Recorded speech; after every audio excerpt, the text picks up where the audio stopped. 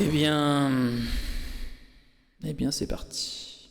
C'est de la merde, j'insiste bien là-dessus. Alors, c'est de la merde, pour plein de raisons. Donc c'est pas écologique du tout. On va bien aimer, hein. Oh là là. Alors celui-ci, le cadre de Couvain, il est encore plus beau parce qu'il vient jusqu'en bas, vous voyez, la reine est ici. Je vais vous la montrer. On dirait plutôt une italienne, mais bon, elle est ici. Là. Absolument Voilà, pas, ça n'a rien à voir avec une italienne, ça. L'italienne, pour vous montrer l'italienne... donc on est sur, clairement, de la buck. Elle la referait, mais elle ne serait pas fécondée. Donc, oh là là, ce cadre de Couvain, comme il est beau. Alors, il y a encore la marque des bandes à pivard, regardez, si vous le voyez. Non mais...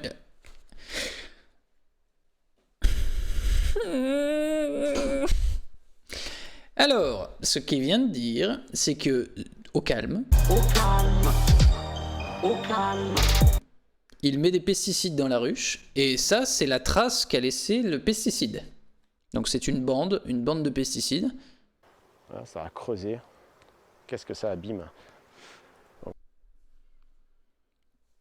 Pour ceux qui ne savent pas, ça ressemble à ça.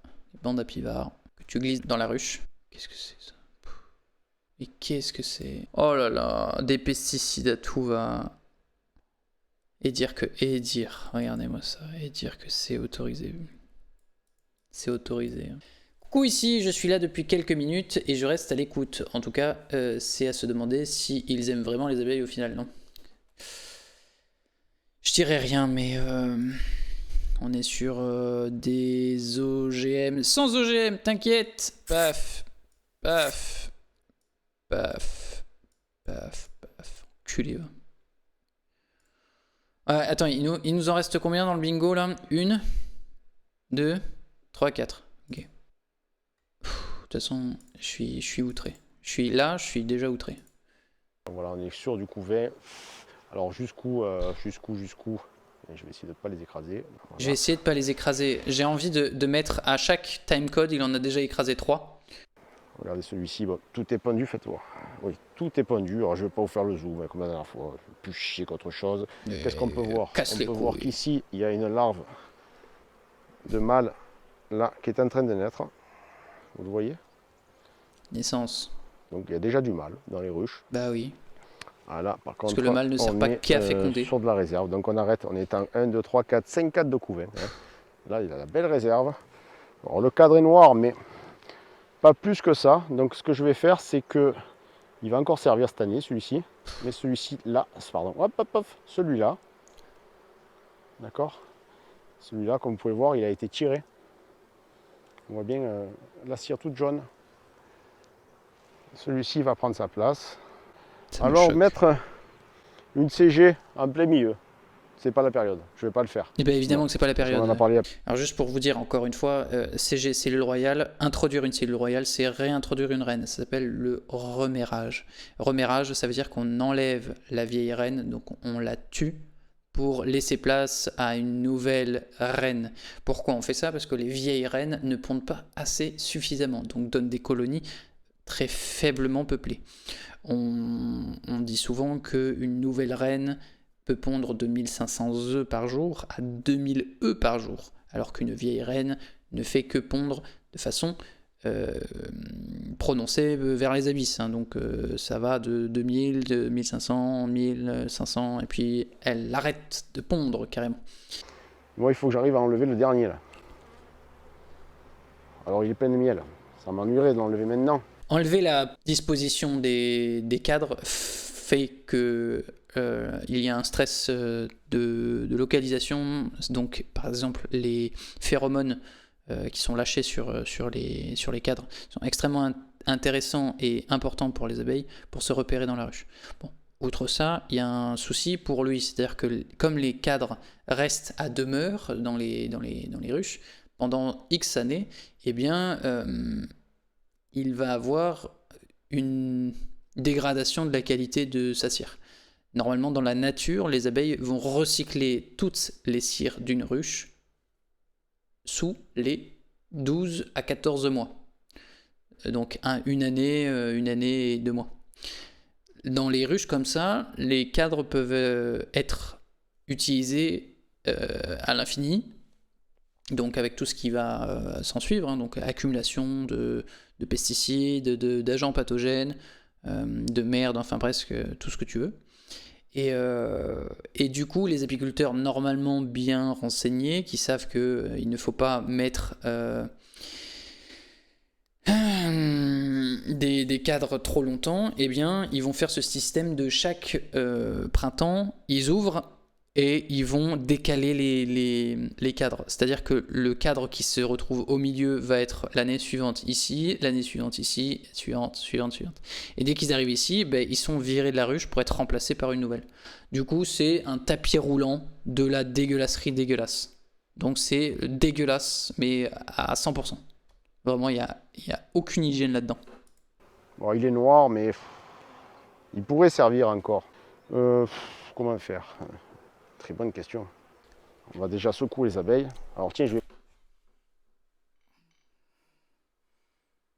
On va le remettre. Très bonne question. Alors, je vais le sortir.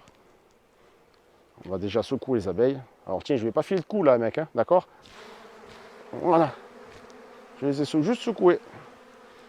Il faut savoir quand le faire.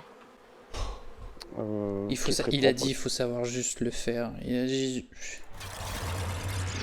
faut juste savoir quand le faire. Je pense que cet homme ne sait pas de quoi il parle. Alors, quand les abeilles ont de la chance, c'est fait avec de la vraie cire, de la cire d'abeille. Si les abeilles n'ont vraiment pas de chance et que l'apiculteur en question est un première, c'est fait avec de la paraffine. Et qu'est-ce que c'est de la paraffine? Eh bien, c'est un résidu pétrochimique de l'industrie du pétrole. Hein, on est d'accord sur ça? C'est quand vous achetez des bougies Sephora là, pour sentir bon du eh ben, on est d'accord? Voilà. On va quand même les enfumer.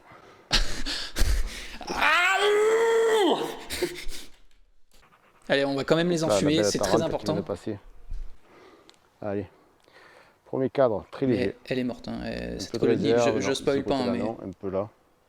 Mais il n'y a rien. Donc ça, c'est une très petite colonie. On peut voir quand même que d'une à l'autre, ce n'est pas pareil.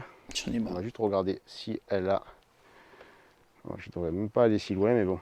Mais oui, en fait, déjà, rembourse tes ruches, vends-les et libère tes abeilles. Voilà. Donc ça va commencer un peu à se repeupler. Alors c'est ce que je vous disais tout à l'heure. Là, il est absolument inutile de mettre un cadre de couvain pour l'aider de l'autre. Elles n'arriveront pas à le chauffer cette nuit et tout le couvain va crever. Donc il vaut mieux les laisser faire à leur rythme. Je vais mettre donc le cadre avec la réserve ici. La réserve là, vous voyez. Ici. Quelle je serai honte. Toujours à temps. Quelle honte. Alors pour ceux qui ne le savent pas, ça, c'est une grille à rennes. La grille à rennes, vous avez une dimension assez particulière car les ouvrières, les mâles peuvent passer, mais pas la reine. Du coup, c'est pour ça qu'on appelle ça une grille à rennes. Elle est mise entre l'élément de ruche et un élément de production. Donc les ruches modernes, on rappelle, on force les abeilles à construire par le haut et à prélever par le haut, hein, bref. Et du coup, ça évite que la reine ponde dans le miel. Voilà, c'est juste pour ça. Je réponds à toi, Fitz. Mais au moment de l'hivernage, elles sont pas censées monter dans la ruche. Elles sont censées monter dans la ruche. La colonie qui est ici est censée monter comme ça. Sauf que les abeilles, dans une ruche comme ça, ne peuvent pas. Et c'est pour ça que les abeilles ont du sucre en haut pour les nourrir en hiver. Parce qu'à un moment donné, ils touchent le plafond. Et c'est de la merde. Donc, est-ce qu'il y a du candy? Souche buck super, c'est dur, ok. Oh. C'est celle de l'année passée. Qui en garrigue avait des grosses. Waouh! D'un coup d'un seul, il n'y a plus rien. Mais qu'est-ce qu'on vient de voir? C'est extrêmement triste. D'un coup d'un seul. D'un coup d'un seul. Il n'y a plus rien. Il n'y a plus rien. C'est extrêmement triste ce qui se passe. Il y en a une, il faudra que j'amène. Donc, typiquement, devant ces gens-là, je leur explique par A plus B que c'est pas bien ce qu'ils font. C'est vraiment pas bien. Et deux cas de figure. Soit ils me disent, mais frérot, t'as 26 ans, t'es qu'une merde. Et là, je les démolis. Pas physiquement, hein, rien à voir. Je les démolis en disant, mais vous êtes conscient que vous tuez vos abeilles. Par A plus B, je leur montre. Et à la fin, ils disent, ah ouais, peut-être. Et après, la deuxième cas, c'est ah ouais, je me suis pas rendu compte. Comment je fais pour me former? Est-ce que ça te dérange si je viens sur ton rucher et j'apprends? Là, c'est bien. Est-ce qu'il est juste ignorant de bonnes méthodes? Mais c'est juste, il est victime des traditions. Lui représente les traditions depuis 150 années de l'apiculture moderne, donc de l'apiculture capitaliste.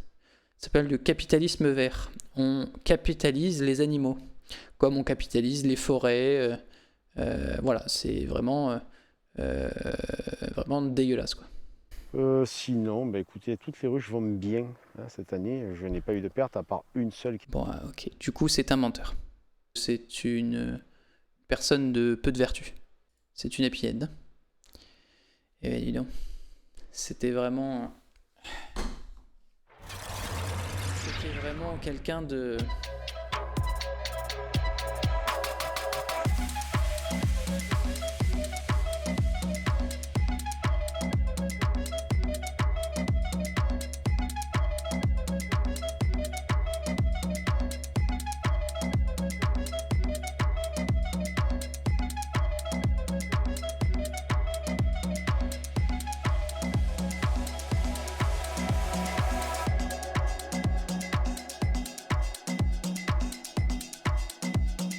C'est vraiment...